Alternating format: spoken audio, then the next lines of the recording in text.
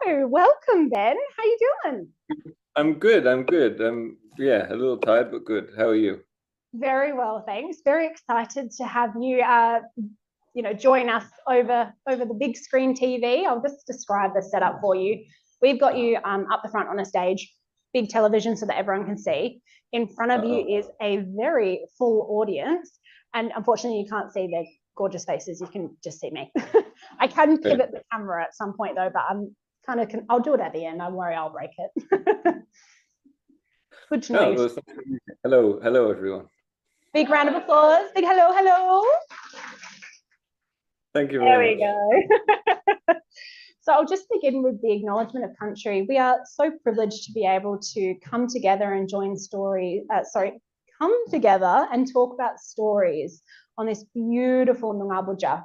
I'd like to acknowledge the traditional custodians of this land, the Menang people, who've looked after it for thousands of years. I'd also like to acknowledge elders, past, present, and emerging. Now, Ben, where are you joining us from? Is it London? No, normally I live in Berlin in Germany, and right now I'm in Göttingen in the middle of Germany, where staying with my wife's father. Yeah, Oh my goodness, intrepid traveller. yeah. Quite a ways apart, I guess. Yeah. Where are you exactly? I had to look back in my emails, and all like the most specific anyone had told me was Western Australia, which seems They were probably like, gosh, does Albany even come up on a map? So we are right on the very bottom coast of Western Australia. Yeah. Okay. It's Albany. Albany. Yeah. Albany. Nice. All vowels are short. um, so, yeah, so you are on the move a lot. How have you found the touring and publishing process? Because I know everything normally comes out a bit earlier in the UK than it does in Australia. Mm-hmm. With this book, I didn't really do a lot, to be honest. I mean, I've done the touring and stuff in the past with other books, but with this book, I think mostly because because I'm living in Berlin and we have two young kids at the moment, so zipping around is not so much of an option. That mostly it's just been bits and pieces via email. So it's not. I think this is really the first time I've spoken out loud about it. So forgive me any incoherence. Yay! Oh, I'm glad that we could give you that opportunity. Then is it ever jarring to kind of go from writing everything kind of isolated? It's a relatively solitary job when you're doing it to then having to go and speak to people about it. Yeah, I mean, I think you definitely become acutely aware that it's not the thing you're best at, talking out loud to people, which is why you kind of engineer your life to spend a lot of time alone in a room looking at your computer, because then you can kind of perfectly work out what it is you want to say and how you want to say it. And then when it comes time to think on your feet in front of people, suddenly it all comes crashing down. So yeah. You're like, excuse me, I need to go revise my answer. Well, let's start with an easy one. What was young Ben like? What was his relationship to reading? Yeah, I was a pretty avid reader from pretty early on, to the point where it was, played chaos with my waking life, I think, because it would just be every night under the bed with a torch, under the blanket with a torch, until I literally would fall asleep on the book and then be too exhausted to really function the next day. So it was always this, and always your parents coming in and quickly trying to cover the torch. Yeah. And this thing, and starting with the Harry Potters, I was exactly the right age to be around at the start of those. And then I also had a very soft spot for books about the history of polar exploration. That was my big passion at the time, like, I guess, preteen, thinking about polar explorers, people with their toes falling off from frostbite, or this kind of horrible stuff, for some reason, was incredibly engrossing. Yeah. The dark things that kids just love, right? Yeah. Yes. The darker the better. And the less you understand about it, somehow the more appealing it is. Yes. Yeah. And gosh, we really thought we'd hoodwinked our parents, didn't we? I thought for years, my mama has never caught me reading at night, and she just knew the whole time. Yeah. You think you're being really sneaky. Yeah, we really do. We think we're getting away with it, and your parents are just like, that's a win for me. As long as I suppose you can function the next day. Yeah. Um, What about at the moment? Do you have any, like a recent read or current read that you'd really recommend? Yes, I do. And I realized belatedly as I thought about it that I can't pronounce his name, so it was an awkward one to choose. But you know, David Suzzaley. Flesh? Yes, Flesh. Yes. Yeah. Yes. Yeah, Um, that's a tricky one. yeah.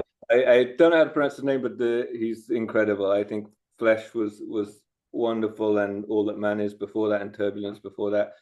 He has some way of writing that for me almost everything is under the hood, like you don't he's not showing you anything and you're being carried along, and then at the end of the story you kind of turn around and wonder, how did he do that, how did he make me feel that way? Because there's nothing overtly emotional, there's nothing interior wise about the characters' lives, they're just kind of moving around and nodding and saying yes and no, and somehow it's massively affecting in a way that I just couldn't quite figure out. It's like when you hear a song, Yeah, even as somebody who plays a bit of music, you hear a song and it does something to you, but you can't quite figure out why. I think his writing is a bit like that for me. Yeah. I love that. You're just staring at the wall, feeling everything, going, "What's happening to me?" And that's quite a good recommendation because that's the second recommendation in a row tonight for Flesh. Oh, really? Yeah. Believe it or not, Yeah. about 5 minutes before this started, I was chatting to one of our members, and that's the book that they just recommended to me. So Okay. I have to So now trust you it. definitely have to read it. Yeah. Yeah. Well, I know we've got it in stock. So there we go. That's my weekend reading sorted. I so you're a voracious reader. Are you able to read while you write? I figure you must be to be able to do so many Yeah. projects.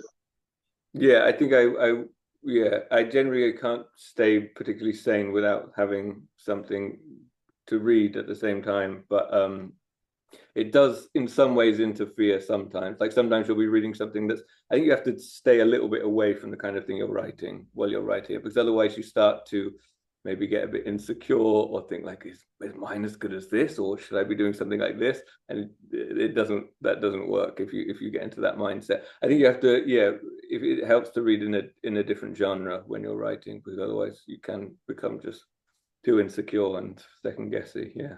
And you don't want to pick up that voice either. I imagine that that would be tricky.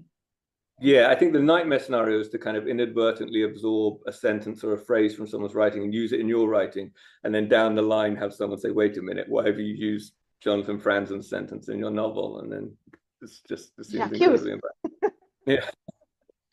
and so with reading so much, I'm sure you must have been familiar at some point in time with the terrifying reading slump, because you Mm-hmm. described it so brilliantly. I really, really loved on page 34, you were talking about where there was a moment where Emil lost sort of the ability to escape into fiction worlds.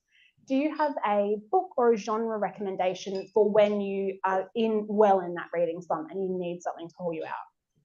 Mm-hmm. Yeah, I mean, this is one that's happened to me frequently. It tends to kind of coincide with periods when you feel particularly adrift or depressed, or you're lost in the throes of something that's going on. And I think somewhat paradoxically for me, I always found that the easiest way to get back into reading was to, if I really needed a story at that time, was to find the biggest book I could find, like really like a 1,000 page tome kind of thing, and just to sit and be completely absorbed in it. And sometimes, like on occasions of when things have been particularly bad, I will just sit for 2 days straight with like a 1,000 page book and go through that. And then it's kind of like a reset almost. Like when people go on a fast or something, it's kind of like Yeah. a reset, take a break for 2 days from the world, completely immersed in this other world, and then you kind of resurface. So I've done that a couple of times where it's been like Neil Stevenson wrote a book called Seven Eves, which is like a 1,200 page novel that charts 10,000 years in the history of humankind as they try and survive an extinction event and spread out through the universe.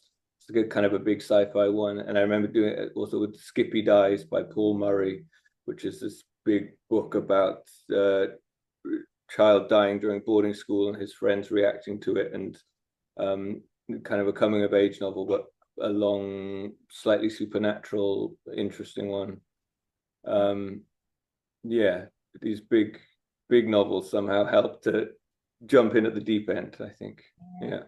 Such epic world building as well. So much nuance goes into the characters, isn't there? Yeah. Yeah. I've just started reading. Oh no, can't bring something up and then forget the title. It's really awkward. It's the new Nino Harashvili, The Light. Yes. Do you know the one? It's I know the one, but I don't know the yeah. I can't deal with the title. Ding dang it. But that one's the same where, yeah, I think that one is about 800 pages. And I started it, and you sink into it like a bath, because you just know that you're going to be able to spend so much time with these characters. They're always good character studies, aren't they? The big ones. Yeah, when they've got to really breathe and, like you said, sit with these people and know, okay, I'm going to be with these guys for a while now, then it's something really being enveloped in a book rather than just a kind of fleeting visit. Yes, yeah. How do you feel about audiobooks? Do you ever jump into an audiobook when you're kind of on the move or? Yeah, I use I don't know why, but audiobooks I listen to I always am also listening to audiobooks, but only non-fiction. And then never listen to fiction as an audiobook, and don't particularly read non-fiction in physical form for whatever reason. I don't know why. Also, I'm normally listening to a non-fiction audiobook when going to sleep.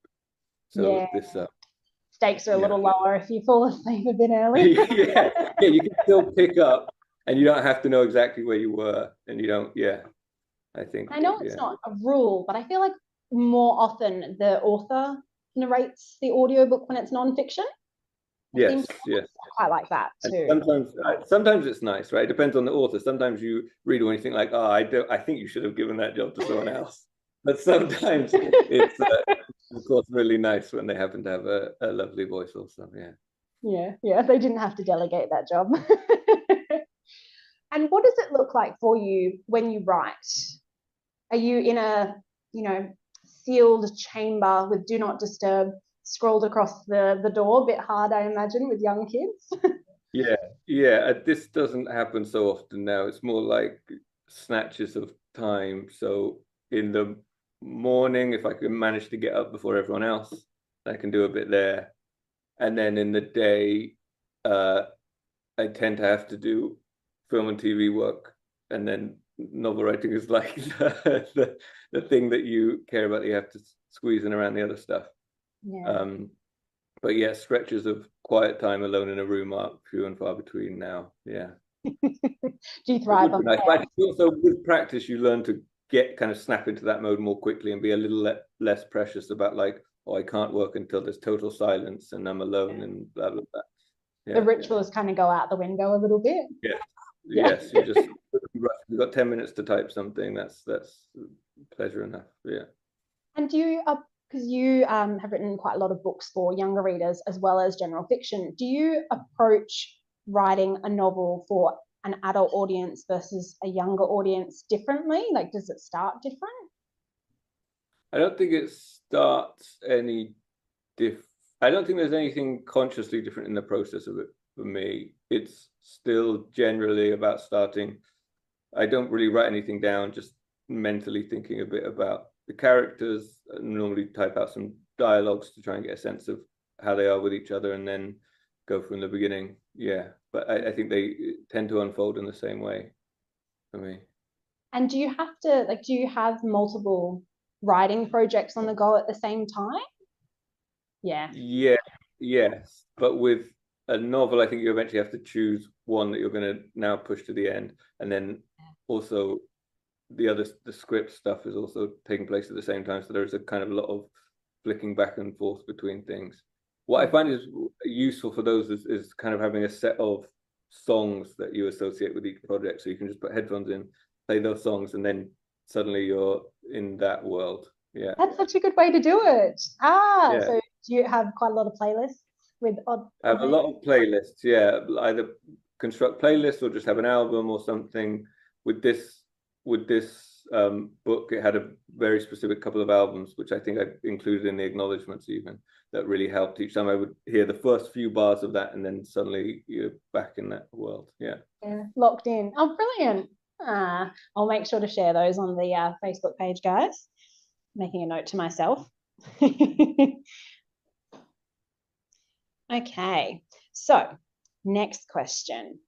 How does writing for film inform your novels? Does it? Does it go both ways or not really? They're kind of two separate ways of thinking. How does writing, sorry. How does sort of the novel and versus the work that you do with your novels versus the work that you do for film and TV, do they inform each other or are they separate?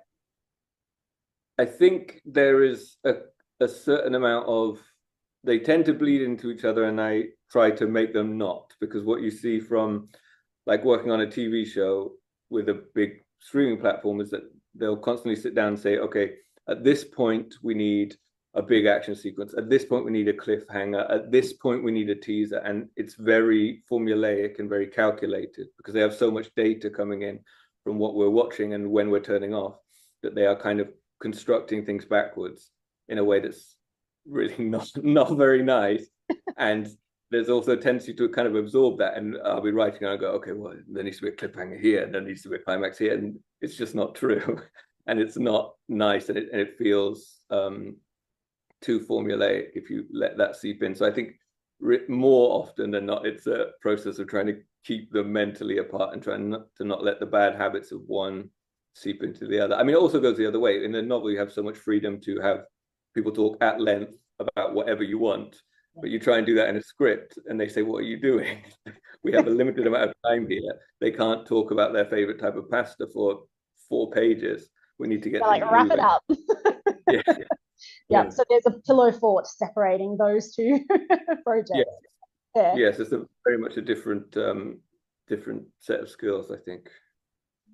And jumping to the book that we're here to discuss, The Greatest Possible Good, was there a spark for that? Was there like one single moment that you sort of go, okay, that was where this novel began?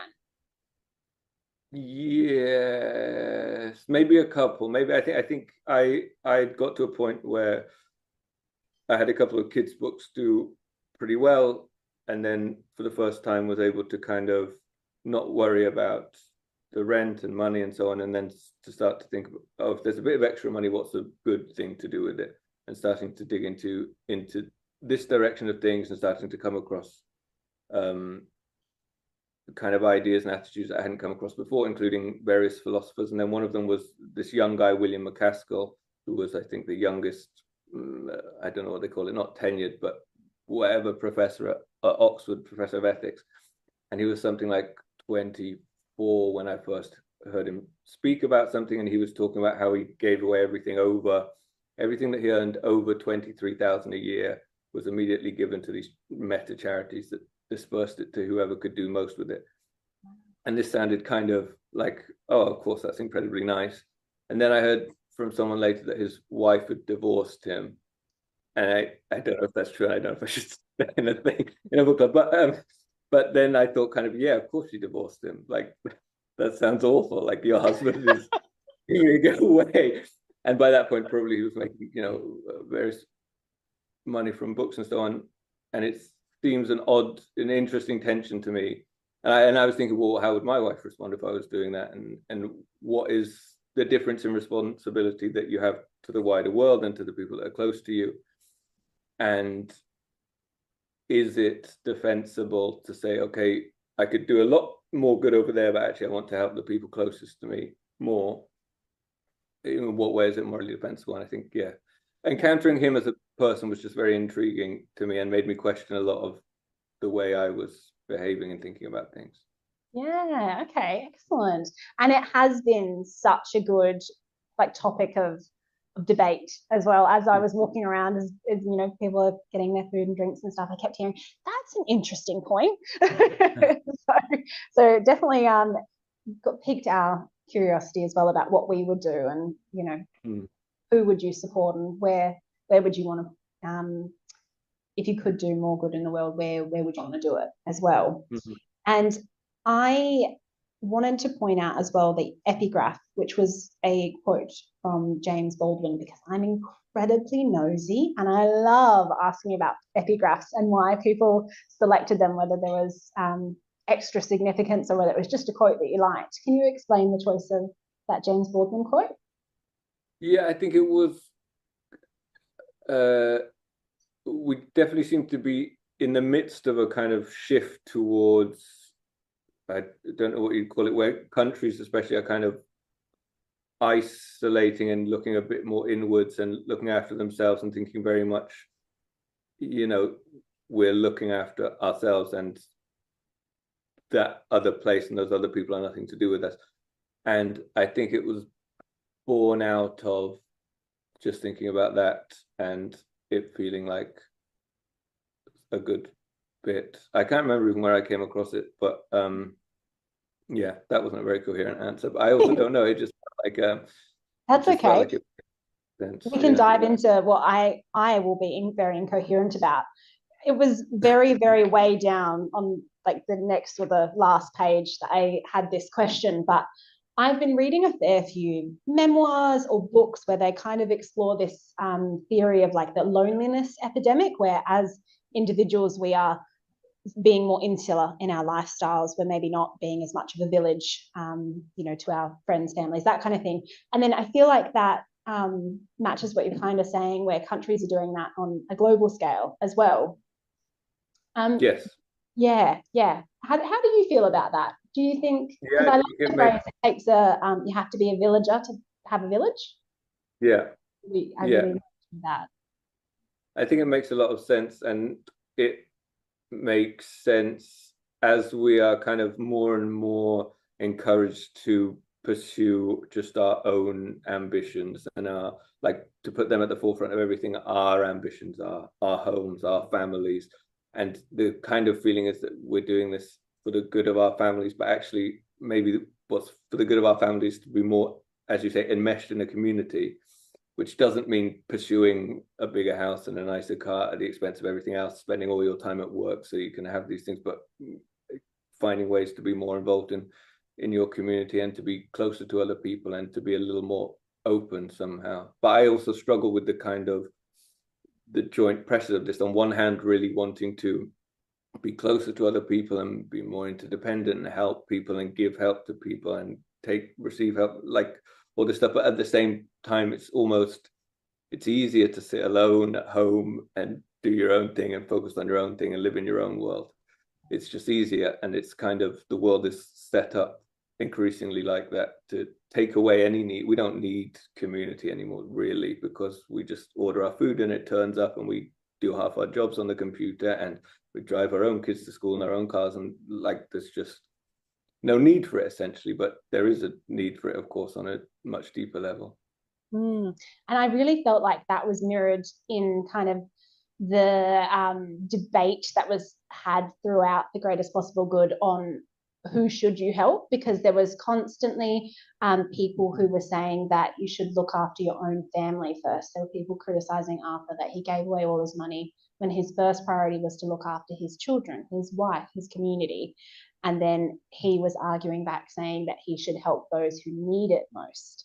And I feel like that sort of debate, it's sort of a similar debate to kind of the loneliness epidemic theory. Yes, yeah. I think the same thing, where also the difficulty in it is that you can see both sides, most people, I think, and it's just about finding where the reasonable line is, where the ratio kind of falls for you as an individual. Yeah, but I also find it perfectly defensible to I think behave the way that Arthur has behaved. Like I think if I was to do it, I would have no trouble defending it, but I think finding the kind of courage and moral courage to do it would be beyond me. Yeah, and the fortitude to stick with it and never regret. The regret would be crippling once you're family breaks apart. Yeah. One thing that I found really interesting as well is that you did the narration really, really well. We had the perspective of all of the characters, which I loved. And speaking of Paul Murray, it really reminded me of the bee sting, actually. I was talking to a colleague trying to go, what is this like? And she was the one that said, it's the bee sting. That's kind of what it reminds me of. Was there ever a point in the novel where you only had, let's say, Arthur's perspective, or did you always have the sort of full cast of voices and then one extra person to tack onto that little thing to try and remember? what is that perspective? Like, as in that narration style. I was trying to remember what it would be classed as. In answer to the second question, I don't have it. I don't know. I think Cool. It's not just I, me. yeah, but Whatever it I was, I no, like it. I don't think I ever had. Yeah, maybe at the beginning it was more Arthur and Yara, just them, and it was also in my head when I started writing. I thought, oh, it'd just be a very small time frame, maybe. But then it quickly started to feel like, oh, it wasn't enough to really delve into what kind of impact this would be and the tension on the relationships, and that it's of course not just the relationship between him and his wife, but his kids too are going to have feelings about this. And what's interesting to me is that we live in that there is this generation of young people that are in some ways, many of them so kind of morally switched on, and then in other ways sometimes a bit I don't know, I don't want to make generalizations, of course there's no young person I can generalize about, but you see various kind of contradictions and so on sometimes in emerging moral trends, I think.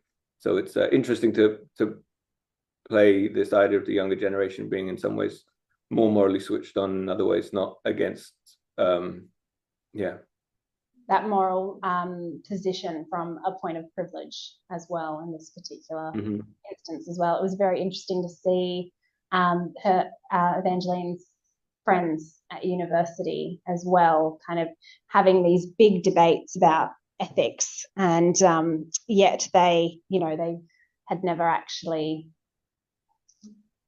acted on the beliefs that they were espousing others should follow as well. Yeah, and I think there's also, along with that, with people who have these debates a lot about these things, is a real suspicion often of people who are really doing stuff. Like a real suspicion that people who are doing things are doing it for the wrong reasons, or doing it in a way that's doing more harm than good. Because I think by casting aspersions on people who are doing things, you can kind of get yourself off the hook and say, look, I don't have to do anything, because when you do something, it doesn't work, or you're doing it for the wrong reasons. Yeah. Like get out of jail free card to not risk. Yeah. And so started out with Arthur and Yara. Did you end up having a favorite character or a character's perspective which was your favorite to write? Yeah, I think I liked Emil because, well, he was also a difficult character to write because essentially what you're trying to do is sometimes is write a character who's smarter than you are, and this is tough because you're not smarter than you are. So I had one friend who's very into mathematics and physics and almost everything, actually, to his detriment. One of those people that's so interested and intelligent and good at everything that can never settle on one thing. But every now and again, he'll just pipe up with something like, I'll say, oh, what are you up to at the moment? He'll say, I'm building a geometric algebra library. And I'll go, okay, well, I'll put that down for something that Emil's doing there, and ask you what it means later.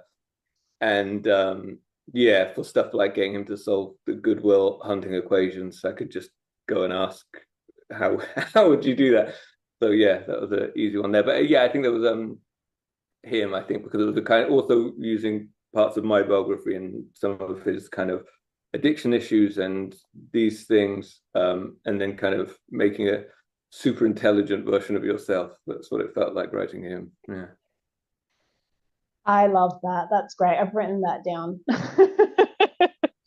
And so did you have a character that surprised you? We've had some authors in the proverbial chair who have their approach to writing as they kind of just sit down each day and see what happens, or they've got a bit of an idea of what they're going to write that week, but it can surprise them, and others that have got it, sort of planned out in their head to a T. Did you have any character actions or arcs that you didn't initially see coming? Yes, and there's one where I still like waver about it and wonder about it, and I got, well, partly because I got I guess I won't say the name because it was a weirdly private email, but an email from a very famous writer who I'd always loved, and wrote to me saying he loved the book but had to stop because this one character did this one thing, and then he had to put it to the side. And it's the moment where Evangeline decides to keep the baby. Yeah. And I think to me, I mean, it's a very complicated situation, but I also just have a feeling that sometimes people do things that don't make any sense. I do them too, and everyone I know occasionally just does something where you think like, what were you thinking? This doesn't Yeah, make any sense. yeah, that's so out of But character for you. yeah, but sometimes we just have these feelings and go with them. I think there's also a moment in the book where I think Emil starts to talk about how he has this disconnect from reality that feels like all his family members are acting out of character.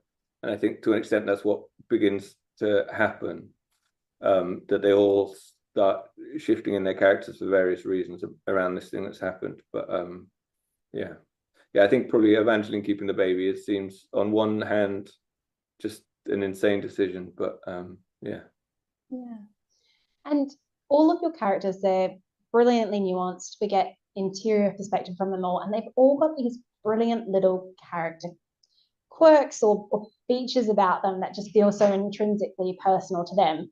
My particular example that I loved was when Yara is describing Arthur and says that when he walks, his arms barely move, and there's a birthmark on his back in the shape of Peru. I love that so much. When you were writing, did you have like character bios where you'd like add these bits in, or you didn't have to do that? They were sitting there with you on the page. No, I think yeah, no, there was no conscious sitting down and writing out a long list of who they were. It was just a process of kind of mentally assembling them and also uh, almost seeing how they're acting in such situations and seeing how they're responding to certain things. And occasionally I would write something and go like, oh no, that's something doesn't feel right about that. I think they're not behaving as they ought to. Maybe because I've had a bad day and I'm taking it out on the character. And then you have to retrace a couple of steps.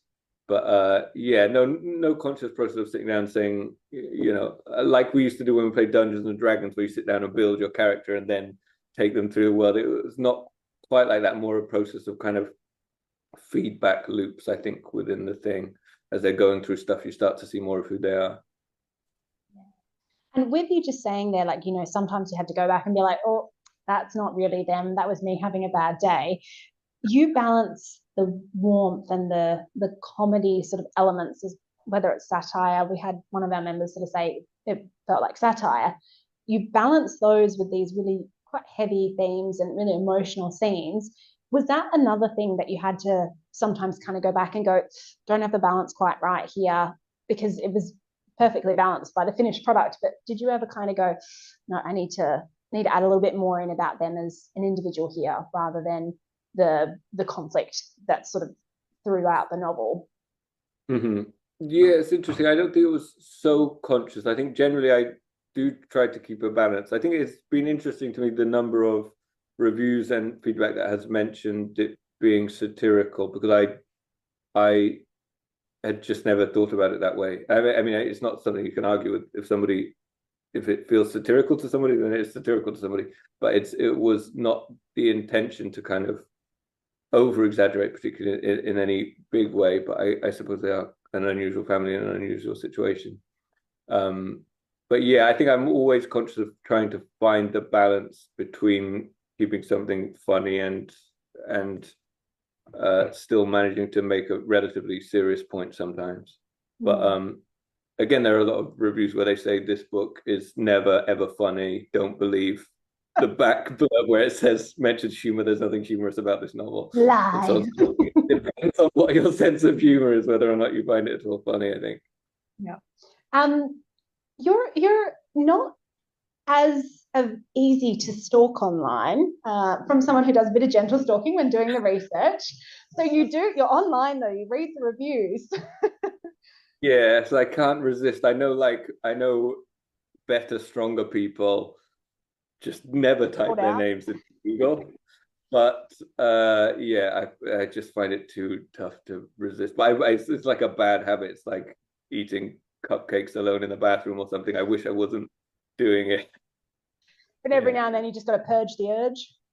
yeah, and it's never you never come away from it feeling good. I think even if it's a relatively good review or something. Yeah, As you said, yeah. there's always going to be an opinion that makes you go, oh, I didn't think of it that way, or do you see it that Yeah. way? Is And it also, easier? I mean, the worst ones are when they put their finger on something which you know is true. Oh, Kind of, it's like, oh, this thing wasn't very strong, or this didn't quite work. And you go, oh, yeah, I know. You don't have to tell me. And then, like, yeah, man, I those. agree with that. Is it easier now that you've got so many under your belt, or is it still just as hard as when you first started putting out books? I think it's as hard. Also, this one, in a sense, is the first adult novel almost. Like I had Yeah. written novels when I was a lot younger, but the main characters were always 16 or 17. It was written from their points of view, so it was a different kind of thing. So, in a sense, it's the first adult novel. It's the first, yeah, first one which there's nothing really to hide behind in quite the same way. And also, it's a relatively it was always going to be a difficult feat to engage in some moral thing without being, kind of preachy or too didactic, especially when you've got your own kind of points of view about it, which are trying to hide a little bit in the context of the story. Yeah. That's such a good point that you have to, yeah, kind of take a step back and pull a screen over what your personal opinion is so that you can serve the novel better. Oh, I hadn't thought about that. When you're like, I'm Yeah. going to go back and reread something with a different lens.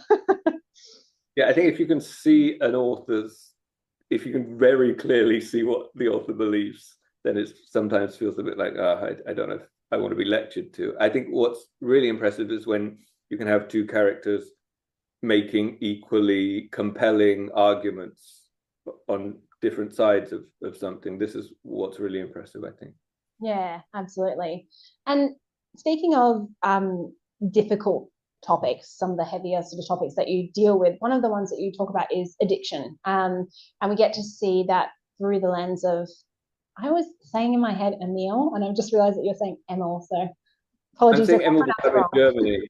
Yeah, because I'm Um, in Germany, I think you say Emil elsewhere probably. Or sometimes Emil is with an E on the end, right? Like Emil yeah, Hirsch. Also, yeah. but yeah.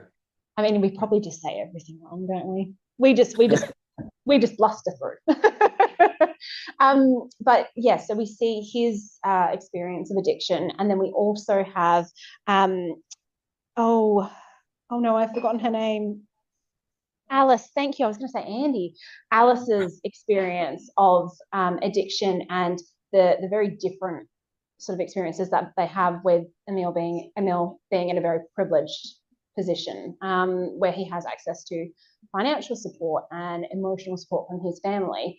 Can you speak a bit on whether Alice was always there to show that sort of alternative experience? Yes. I think she was a yes. It's a tough one. My I think people, of course, do have incredibly different experiences of addiction when they have access to privilege and when they don't. But also in other ways, we speak about addiction as being the kind of great leveler, which can affect anyone regardless of stature or wealth. But it does definitely give you access to certain things that can help. Like I was an addict for many years, and my mother too. And my mother died from it, and we were not particularly well off. She didn't really have access to any kind of treatment ever. And the most she ever got was, you would go to the doctor and the doctor would give you a pill that if you took the pill and then you drank alcohol, you would puke. And it was like, oh, that's not really a treatment for addiction. That's kind of, More and then punishment. I was lucky enough that when the kids' books did well, there was enough money to go to a place and really kind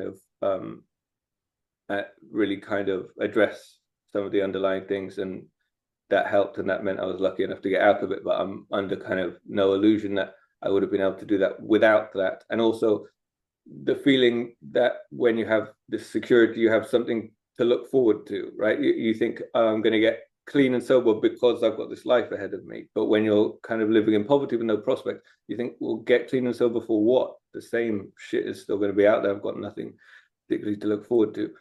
So it's difficult. Yeah, it's Yeah. difficult. Yeah. And yeah, you're right, because we do see them both experience struggles and trauma.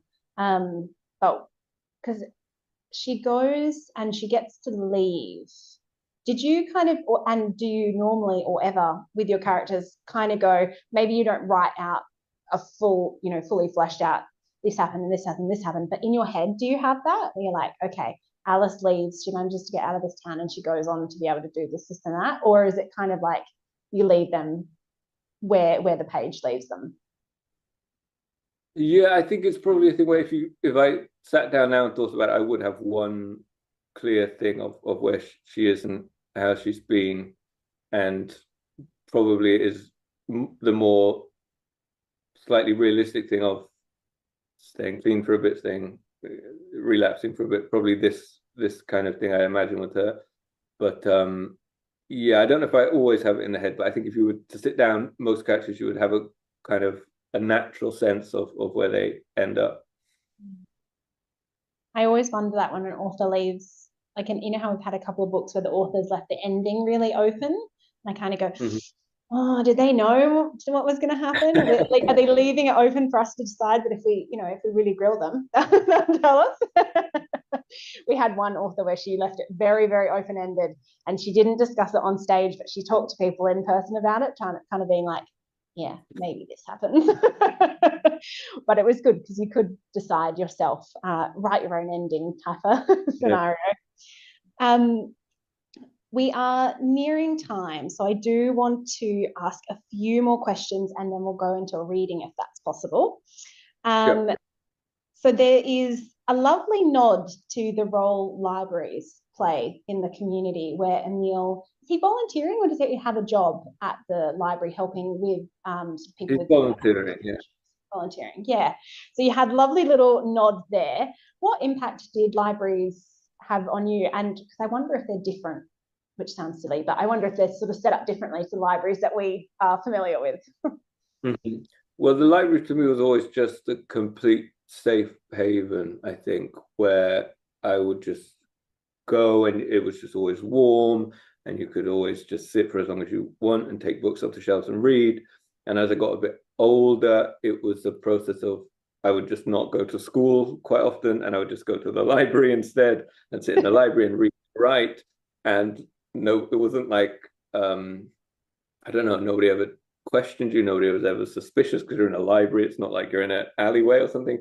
And I think it was always just a place of safety. And even as I got older and left school, and it would still always be the place where you could go to, and it was just like you could breathe a sigh of relief because I don't know, it was the library and you would sit and you would read and you could get a cup of tea and go on the computer, and the librarians were friendly and equally interested in books. And yeah, and one it's of the few places that are under no obligation to buy anything as well. Pretty much everywhere else, yeah, you're under a certain obligation to buy something, but never in the library.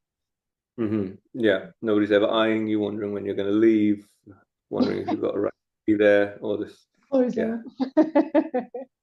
Yeah. And near the end, Emil is talking to Frida about life and comparing it to a film.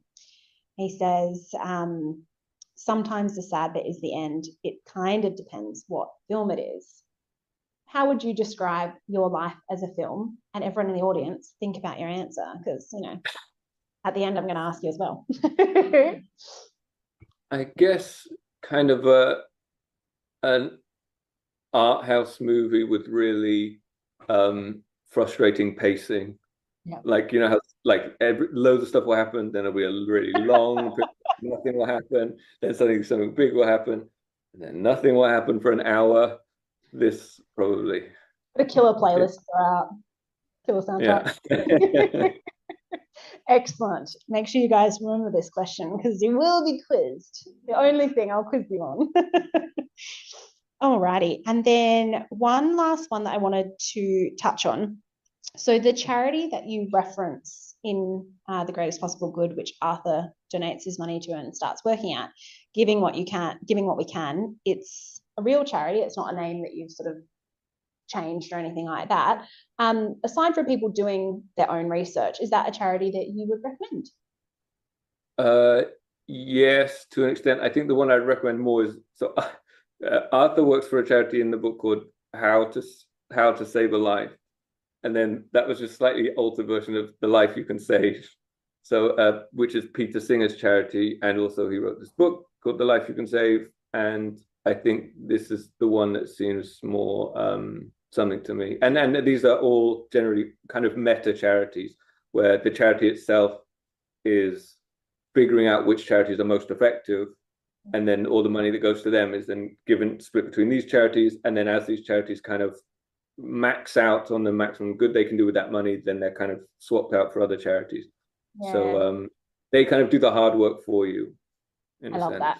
And I like that you don't necessarily get swayed by what you have like an emotional, what you place an emotional value on. Like, I have really horrific eyesight. So charities which, help people see with, things like that, they're a charity that really speaks to me. But is that the charity that is going to do the greatest possible good? Maybe not. So I really like that it takes that element out of it as well, that sort of emotional buy-in.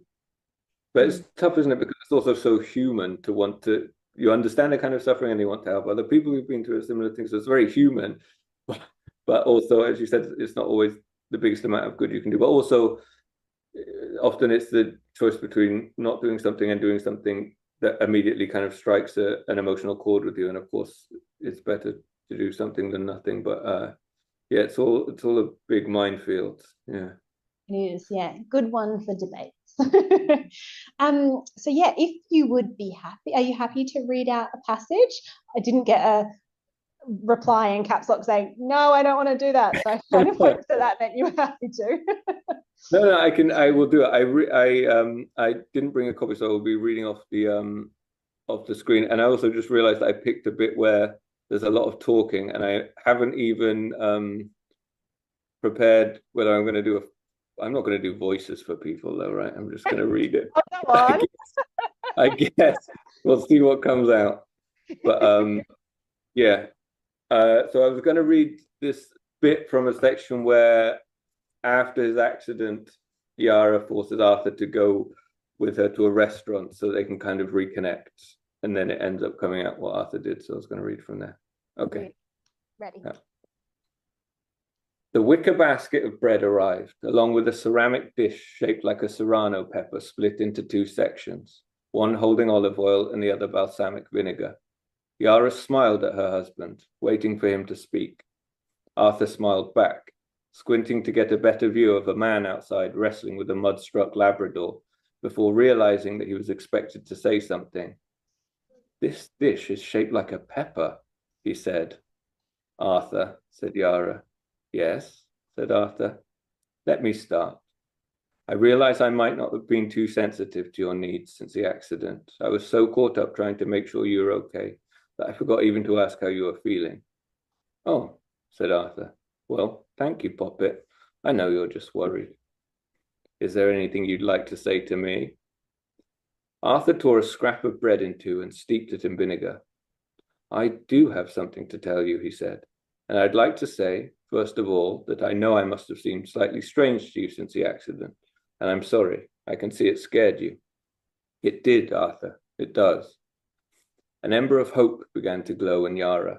If her husband could see that he was malfunctioning, then surely he wasn't really malfunctioning at all.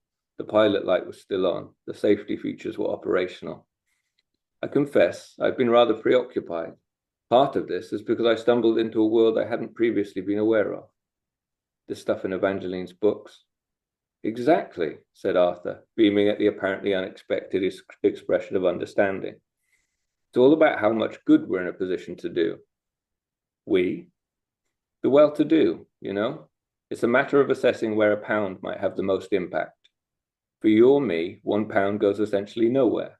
It's something that we might lose without noticing down the back of a sofa. But when given to the right organization, that pound might pay for a malaria net that could save the life of a child. And the same goes for 10 or 100 or 1,000 times that amount. Right, said Yara nervously. And there's this organization, well, several really, but groups of people who aim to live by some of those principles. One is called Giving What We Can. Okay, said Yara. And what does that entail exactly? Well, everyone who takes the pledge promises to give at least 10% of their income to a group of charities that have been selected by the organization, based on how effective they are at helping people. They use these remarkable things called QALYs to break it all down. One QALY is equivalent to 1 year of good, healthy human life, with all a person's needs met. And you can use them to compare the value of various interventions. Fixing a cleft palate, for example, might give someone 80 QALYs at a cost of £200, or supplying iron to someone deficient in it might provide 30 QALYs at a cost of £10. Isn't that wonderful? Yara took a moment to absorb the information. It felt so irrelevant to what she was feeling about her husband that she wasn't sure what to do with it. That's a very noble idea, Arthur, but I'd suggest we wait a few months before making any big decisions. We've got a lot on at the moment. Well, said Arthur, okay, but I've already joined. Yara set down her knife and fork and pushed the half-eaten plate of carpaccio to one side. You've pledged to give away 10%, she said. Of what? The waitress returned to their table, holding 2 steaming dishes of pasta. That was too fast, said Yara abruptly. The waitress looked terrified. We like this plate, said Arthur, pointing to the pepper. Very snazzy. Should I take your mains back? No, said Yara. They're here now, just leave them. The waitress lowered their plates with trepidation and performed an almost imperceptible bow before moving away. Yara ignored her food. Tell me now, Arthur, have you already given away 10% of something? Well, Poppet, said Arthur, 10% is kind of a minimum. The spirit of the thing is that you give as much as you can without really impacting your own life. It's amazing the amount of, Arthur, what have you done? Arthur moved his glass of tap water in a slow orbit around his plate. Before we get too much into the weeds on this, I'd really like to explain some of the fundamental principles of the movement. Arthur, I'm seriously not in the mood. Just tell me what you've done now. The waitress was back and clutching a mottled brick of parmesan and a microplane grater with the uncertainty of a squire bearing his master's heavy weaponry. Fresh parmesan? She whispered. Will you give us a fucking moment, said Yara. Yara, said Arthur. Sorry, said the waitress. Sorry, said Yara. The waitress departed. The tap water made another lap of the linguine. I've given the money away, said Arthur. I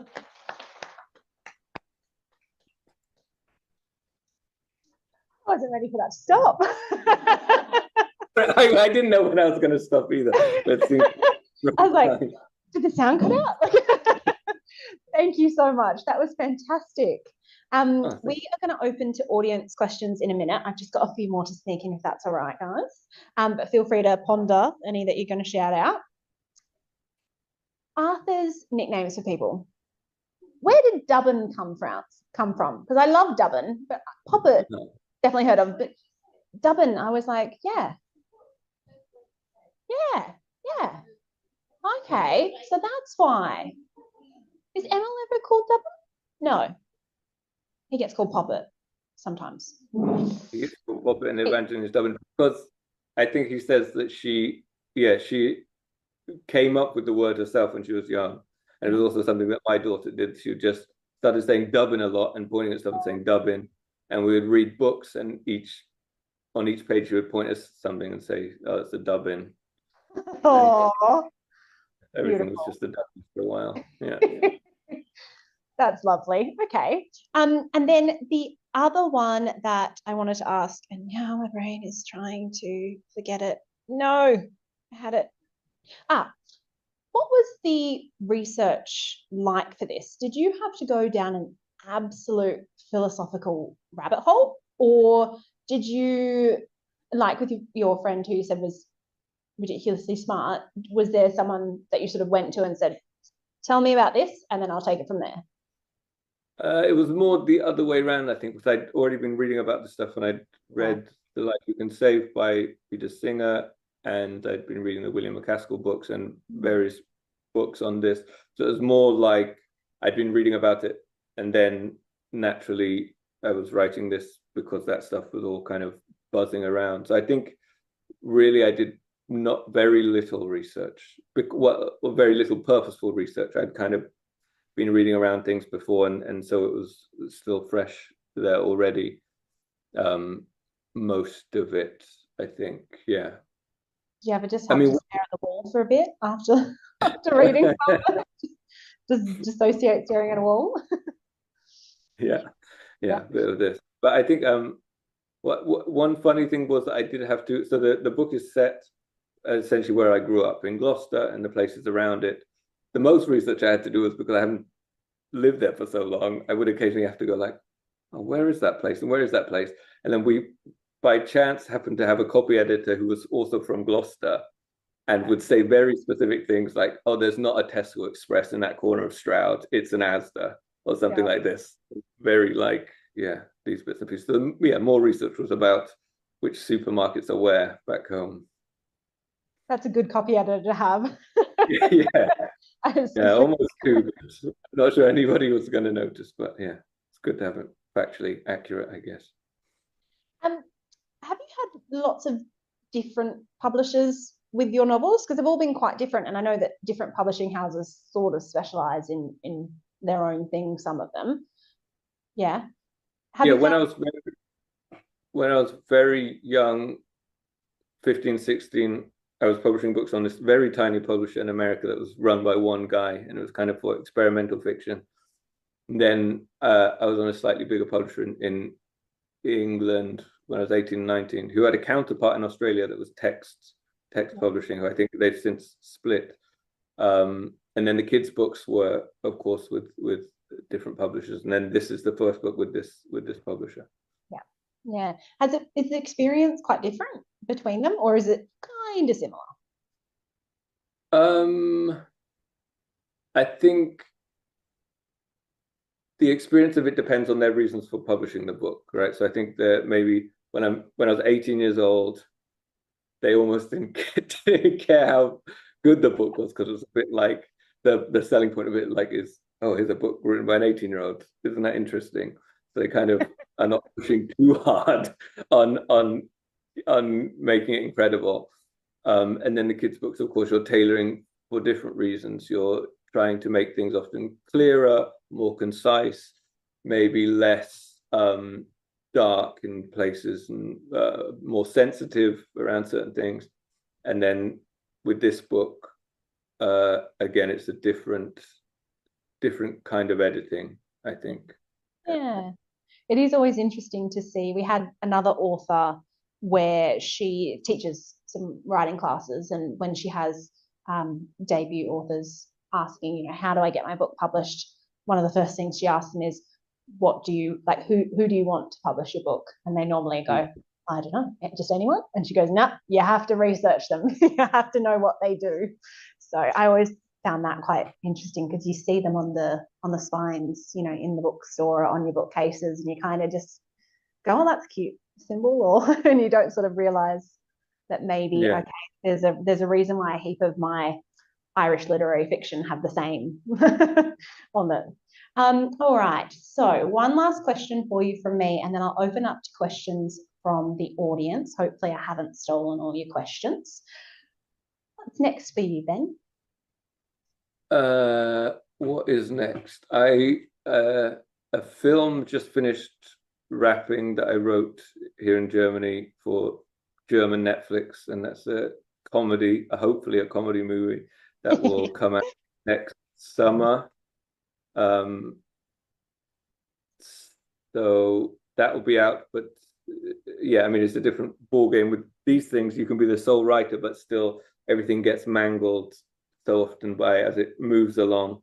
Yeah. That the end product is not, you know, not yours in the same way that a book is. Yeah. So yes, now at the moment I'm just trying to find time among those things to finish the next book, and hope that this one is done well enough that they still want another one. Can you give us any teasers for the next one, or it's too soon? How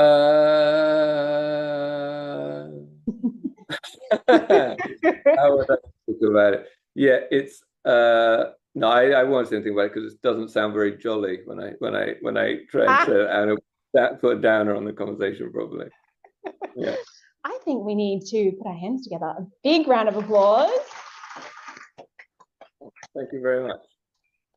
Thank you.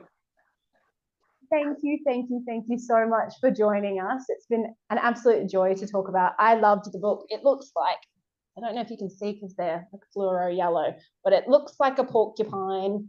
I had so much fun reading it, and it was wonderful to chat with you. And you are definitely our first author to Zoom into us from Germany. Yeah, nice. So, yeah, pick that up our bucket list. Thank you for coming to a place to listen to me. I hope it wasn't too dull. Thank you, and thank you very much. It was a fun interview. Good. Thank you so much. It was wonderful. Alrighty, I will say goodbye now because I don't have the end button. So feel free to jump out, and we will see you when the next one comes out. Maybe. That sounds good. Thank you very much. Have a lovely evening. Talk soon. Bye bye.